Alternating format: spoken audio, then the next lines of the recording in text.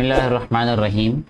अभी हम स्टार्ट करेंगे ट्रांसलेट करना लेसन नंबर 6 को, जो कि क्लास 6 का लेसन है। बहुत ही अच्छा लेसन है ये। लेसन स्टार्ट करने से पहले ही मैं आपको ये बताना चाहूँगा कि ये हर एक स्टूडेंट को लाजमी ये लेसन पढ़ना चाहिए, बल्कि उसको याद करना चाहिए।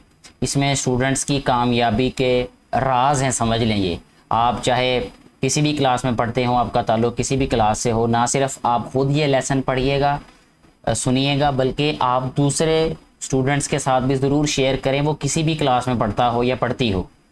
आप ये लेसन कंप्लीट पढ़ने के बाद आपको ये अंदाज़ा होगा कि आप लोगों को एज आ स्टूडेंट कितना फ़ायदा होगा।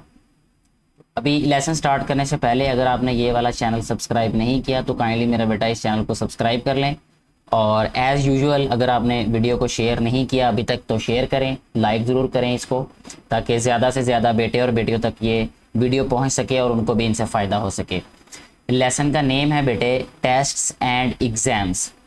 टेस्ट जो है वो आम तौर पे हम कहते हैं जो छोटे छोटे इम्तिहान होते हैं क्लास में, और एग्ज़ाम कहते हैं हम इम्तिहान को, जैसे कि हमारे एनुअल एग्ज़ाम्स होते हैं, सालाना इम्तिहान होते हैं, यानी इसका दौरानिया ज़्यादा होता है एग्ज़ाम का और टेस्ट का दौरानिया छोटा होता है। ठीक है, इम्तिहानात ही हम कह सकते हैं, पेपर और इम्तिहानात। ठीक है, इस तरह इसको ट्रांसलेट कर सकते हैं हम। प्री रीडिंग में हमें क्या दिया हुआ है, सिर्फ 2 बातें हैं इसमें हमें पूछी गई या बताई गई। Do you enjoy taking test. अच्छा, अब इसमें एक बात और भी याद रखनी है मेरा बेटा, कि जो इम्तिहान है ना, इसमें अगर आप इम्तिहान देते हैं तो इसको हम कहते हैं टेकिंग एग्ज़ाम या टेकिंग टेस्ट।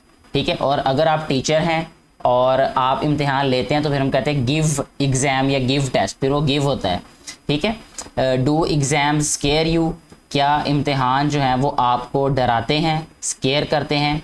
ठीक है, 2 सवाल पूछे गए हैं, आप पहले इनको नोटबुक पे राइट करें इनके आंसर्स अपनी जो है वो सोच के मुताबिक। क्या आप इनको इंजॉय करते हैं, लुत्फ़अंदोज़ होते हैं आप टेस्ट से, और क्या ये आपको डराते हैं।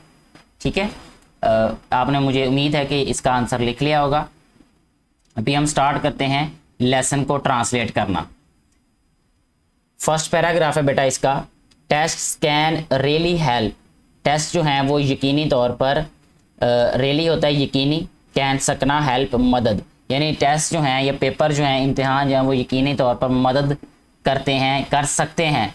टू नो जानने में, वेयर कहाँ, यू आर आप हैं, एंड व्हाट क्या, यू नीड आपको ज़रूरत है, यानी किस चीज़ की आपको ज़रूरत है, टू डू करने की, टू इम्प्रूव बेहतरी के लिए। यानी टेस्ट का, इम्तिहान का असल मकसद ये होता है कि वो आपकी मदद करे जानने में। क्या जानने में, कि आप कहाँ हैं इस वक्त, यानी आप किस मुकाम पे खड़े हैं और आपको किस चीज़ की ज़रूरत है अपने आप को मज़ीद इम्प्रूव करने की या बेहतर करने की, किस चीज़ की ज़रूरत है या किस चीज़ में ज़रूरत है। इंतहाई खूबसूरत लेसन है ये, बल्कि मैं ये कहूँ अगर तो गलत नहीं होगा कि मेरा फेवरेट लेसन है ये। अभी तक मैंने जितने भी लेसन इस बुक में पढ़ाए हैं, क्योंकि मुझे नेक्स्ट लेसन्स का अभी आइडिया नहीं है कि उनमें क्या है, लेकिन जैसे जैसे मैं लेसन्स पढ़ा रहा हूँ, उन अभी जितने भी लेसन्स गुजरे हैं उनमें बेटे और बेटियों की जो एजुकेशन से रिलेटेड जो है लेसन की अगर हम बात करें तो ये बेहतरीन लेसन है ये, कि आपको ये बताता है कि आप कैसे स्टूडेंट अच्छा बन सकते हैं और कैसे आपको पढ़ना चाहिए, क्या करना चाहिए और क्या नहीं करना चाहिए। यानी एग्ज़ाम पॉइंट ऑफ व्यू से ये बेहतरीन लेसन है ये मेरा बेटा। दे लेट यू नो, वो आपको इस काबिल बनाते हैं या आपको ये जानने के काबिल बनाते हैं। नो का मतलब होता है जानना। इफ़ यू हैव, कि अगर या क्या, आप अंडरस्टूड, क्या आपने समझ लिया है, समथिंग कुछ, क्या आपने वो चीज़ समझ ली है, that you have been learning, जो आप सीखने की कोशिश कर रहे थे या जो आप सीख रहे थे। ठीक है, क्या आप वो सीख चुके हैं, समझ चुके हैं जो आप सीखने की कोशिश कर रहे थे, ठीक है, या कर रहे हैं। एंड दे ऑल्सो हेल्प, और ये मदद भी करते हैं, ऑल्सो भी हेल्प मदद। ठीक है, दे ऑल्सो हेल्प, वो मदद भी करते हैं, द टीचर, उस्ताद की, यानी ये उस्ताद की भी मदद करते हैं। कौन मदद करते हैं, जो टेस्ट होते हैं ये। टू प्लान, मनसूबाबंदी के लिए। व्हाट मोर, क्या मज़ीद, इज़ नीडेड, ज़रूरत है, किस चीज़ की मज़ीद ज़रूरत है, टू बी डन, करने की, यानी ये उस्ताद की भी मदद करते हैं कि उस्ताद को मज़ीद क्या करने की ज़रूरत है, जब एक उस्ताद बेटे और बेटियों का कोई टेस्ट लेते हैं तो उनको पता चल जाता है कि कहाँ मज़ीद मुझे मेहनत करने की ज़रूरत है बेटे और बेटियों के लिए। एग्ज़ाम्स कैन बी रियली, इम्तिहानात यकीनन हो सकते हैं स्ट्रेसफुल, तनाव भरे। स्ट्रेस का मतलब होता है तनाव, दबाव, ठीक है ना, तनाव भरे हो सकते हैं। बिकॉज क्योंकि दे आर वो हैं, समथिंग कुछ, दैट यू नीड जिनको आपको ज़रूरत है, पास गुजरने की यानी पास करने की। यानी इम्तिहानात जो हैं वो दबाव वाले भी हो सकते हैं, यानी इनमें इम्तिहानात की वजह से आपको तनाव भी हो सकता है, ठीक है, ये यकीनी तौर पर तनाव वाले भी हो सकते हैं क्योंकि इनमें से ये वो चीज़ है जिसमें से आपको गुजरने की ज़रूरत है। If you want to move, अगर आप चाहते हैं, यू वॉन्ट आप चाहते हैं, टू मूव, मूव का मतलब होता है आगे बढ़ना, ठीक है, अगर आप आगे बढ़ना चाहते हैं टू द नेक्स्ट लेवल, अगले लेवल तक, ठीक है, या अगली क्लास तक, अगले लेवल तक अगर अगले लेवल पे आप जाना चाहते हैं तो आपको इसे पास करने की ज़रूरत होती है, ठीक है। एग्ज़ाम्स आर, इम्तिहानात हैं, क्या हैं बेटे, यूजुअली आमतौर पर मोर फॉर्मल, मोर का मतलब होता है ज़्यादा, फॉर्मल होता है रस्मी, ठीक है, यानी ज़्यादा रस्मी होते हैं ये। यू में टेक एग्ज़ाम्स, आपको इम्तिहान, आप इम्तिहान दे सकते हैं या देने चाहिए। यू में टेक एग्ज़ाम्स, आप इम्तिहानात दे सकते हैं इन अ वैरायटी, मुख्तलिफ, वैरायटी होता है मुख्तलिफ, ऑफ सब्जेक्ट्स, मज़ामीन में आप मुख्तलिफ मज़ामीन पे जो इम्तिहानात है वो दे सकते हैं। E G. For example maths, science, English etcetera. To see, देखने के लिए, इफ़ यू हैव रीच्ड, कि क्या आप पहुंच चुके हैं, रीच का मतलब होता है पहुंच चुकना, ठीक है, या हासिल कर लेना। दैट लेवल, उस लेवल तक, ठीक है, उस मंजिल तक, क्या आप उस मंजिल तक पहुंच चुके हैं। एंड कैन मूव, और बढ़ सकते हैं ऑन द नेक्स्ट, अगली मंजिल तक, अगली मंजिल पर, ठीक है। अगर आपने एक मंजिल को ये देखना है कि क्या आप उस मंजिल को पार करने के काबिल हो गए हैं तो फिर आप इम्तिहानात देते हैं, ठीक है। और अगर आप वाकई ही उस जगह पर पहुंच चुके हों तो फिर क्या होता है, आपको ये मतलब अलाउ कर दिया जाता है कि आप अगले स्टेप पे मूव कर सकें, ठीक है, या अगली मंजिल पे मूव कर सकें।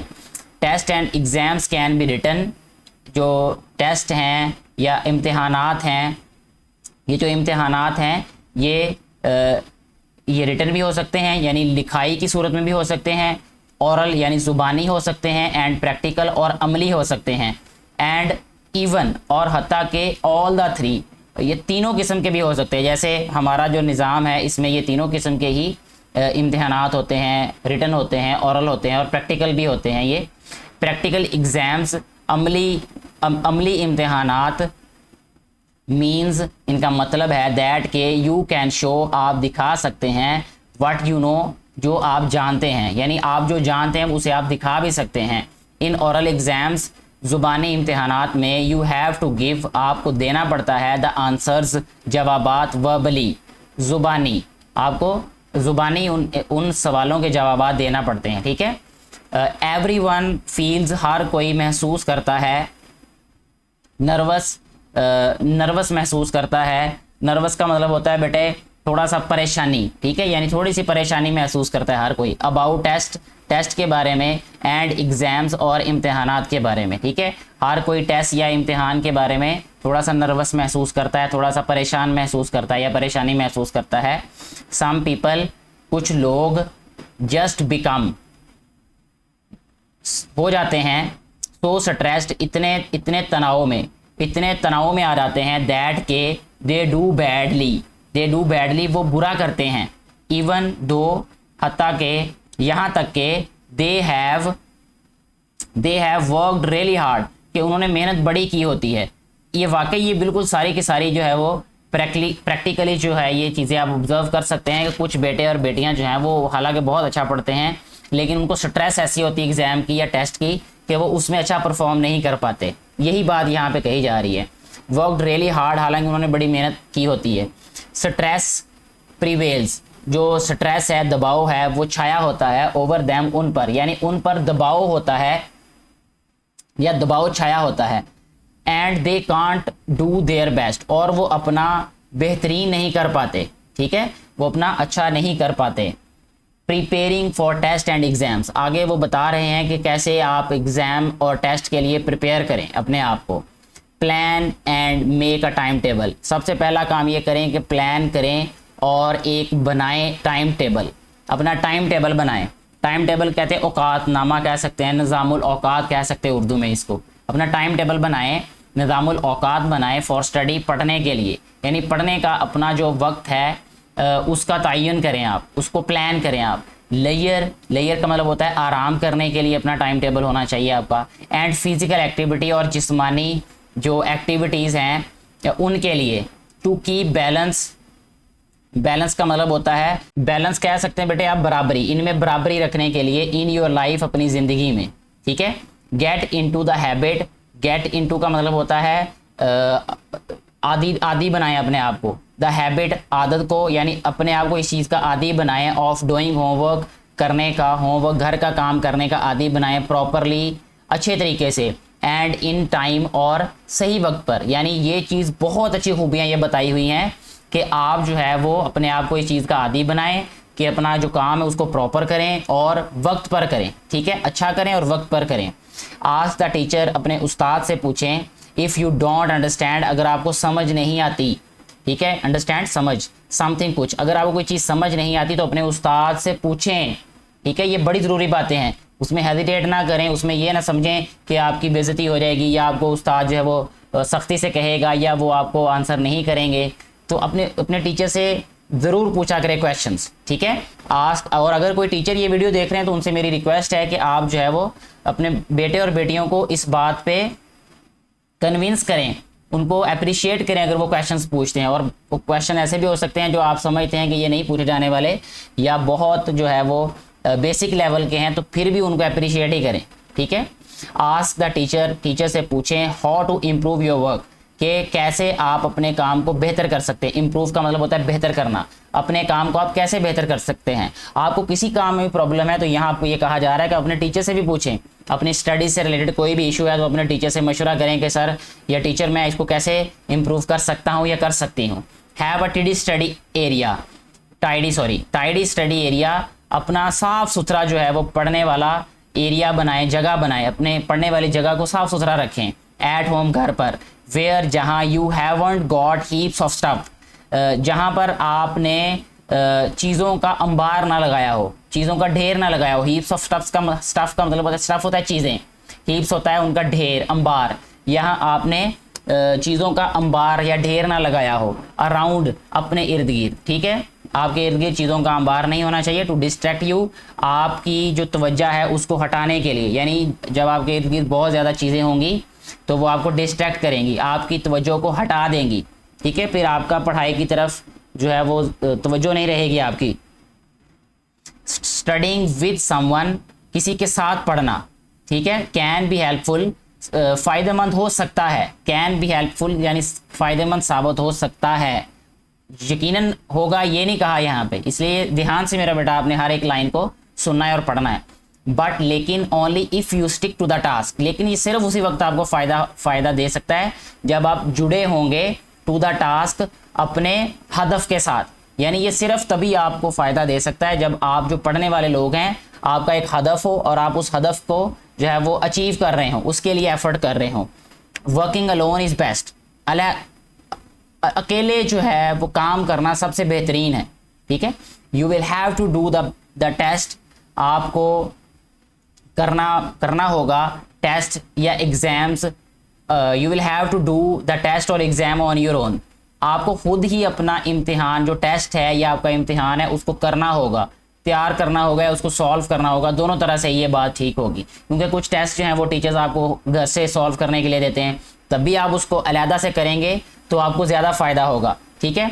और अगर आपने प्रिपरेशन करनी है, प्रिपेयर करना है किसी टेस्ट को या एग्ज़ाम को, तब भी आप अगर अकेले बैठ के करेंगे तो वो ज़्यादा फ़ायदेमंद होगा। नेक्स्ट है बेटा, whether you are a morning lark, whether चाहे आप सुबह उठने वाले परिंदे हैं या परिंदे की मानिंद हैं, या मॉर्निंग लार्क का मतलब होता है सुबह उठने वाला जो परिंदा होता है, सुबह उठने वाला, तो आप चाहे उस परिंदे की माने जो सुबह सुबह उठता है, या हम सिर्फ ये कह सकते हैं यहाँ पे कि चाहे आप सुबह सुबह उठते हैं, और अ नाइट ओल, नाइट का मतलब होता है रात वाला उल्लू, यानी उल्लू जो रात को जागते हैं, इसलिए कहा गया है कि रात देर तक जागने वाले हैं। चाहे आप सुबह जल्दी उठने वाले हैं या रात देर तक पढ़ने वाले हैं। मेक यूर स्टडी टाइम, अपने पढ़ने का टाइम बनाओ, वक्त बनाओ।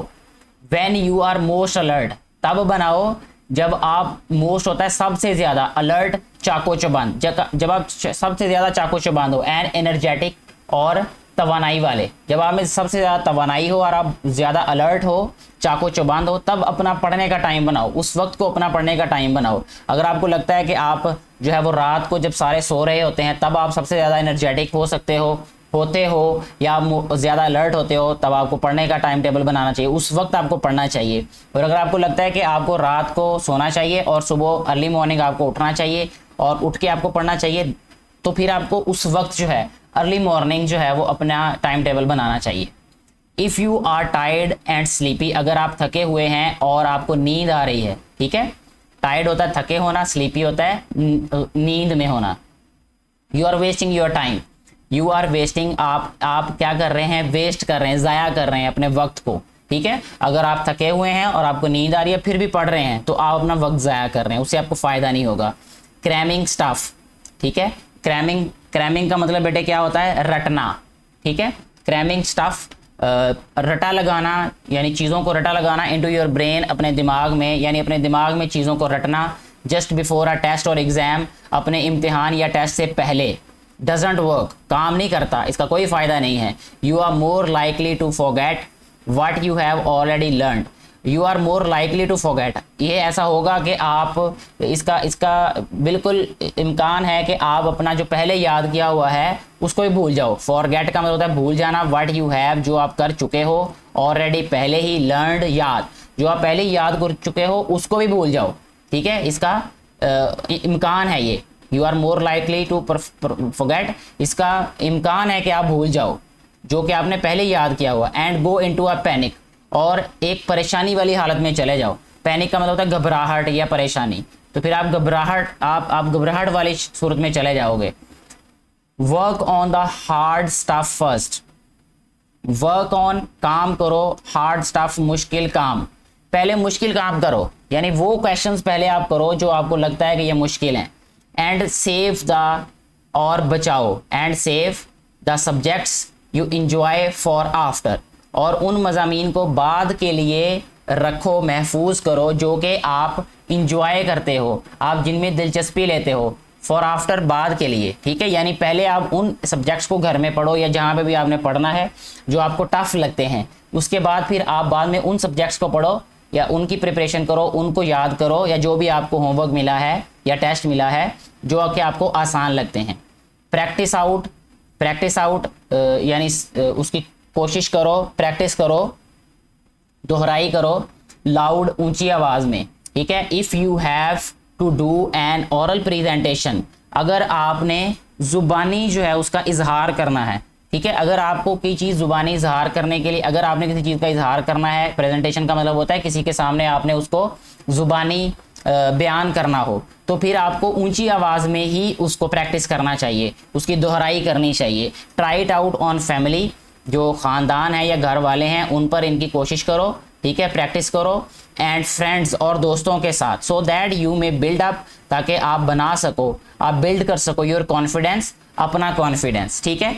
कॉन्फिडेंस का मतलब होता है एतमाद, ताकि आपका एतमाद जो है वो बन सके, ठीक है बेटे। इसके बाद इसका जो लास्ट वाला टॉपिक है वो है टेकिंग द टेस्ट। अब है टेस्ट देने की बारी।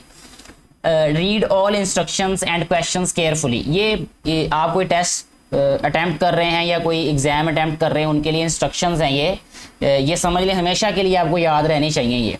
Read all instructions and questions carefully, सारी की सारी हिदायत को और सारे के सारे सवालात को बड़े ध्यान से आपने क्या करना है, रीड करना है, पढ़ना है, ठीक है। अक्सर ऐसा होता है, ये एग्जाम्स में देखा गया है, टेस्ट में भी देखा गया है कि आपको क्वेश्चन में लिखा गया होता है कि आपने टिक करना है और बच्चों ने उनको सर्कल किया होता है, बाद में बाज़ दफ़ा सर्कल लिखा होता है वो बच्चों ने टिक किया होता है। तो ऐसी गलतियां और बेवकूफ़ियां तभी करते हैं बच्चे जब वो उनको केयरफुली नहीं पढ़ते, ठीक है। क्वेश्चन में कुछ पूछा गया होता है और आप उसका आंसर कुछ और दे रहे होते हैं, क्योंकि आपने ध्यान से पढ़ा नहीं होता क्वेश्चन, आपको लग रहा होता है कि कुछ और पूछा गया है, लेकिन असल में उसमें वो बात पूछी जो जाती है वो आपने क्योंकि ध्यान से पढ़ी नहीं होती इसलिए आपको समझ नहीं आ रही होती। तो पहला काम सबसे ये करना है कि इंस्ट्रक्शंस को फॉलो करना है, क्वेश्चंस को अच्छे तरीके से पढ़ना है। Read both sides of the each page, हर एक सफ़े की, रीड का मतलब पढ़ना, बोथ साइड दोनों तरफों से हर एक सफ़े को पढ़ें, ठीक है।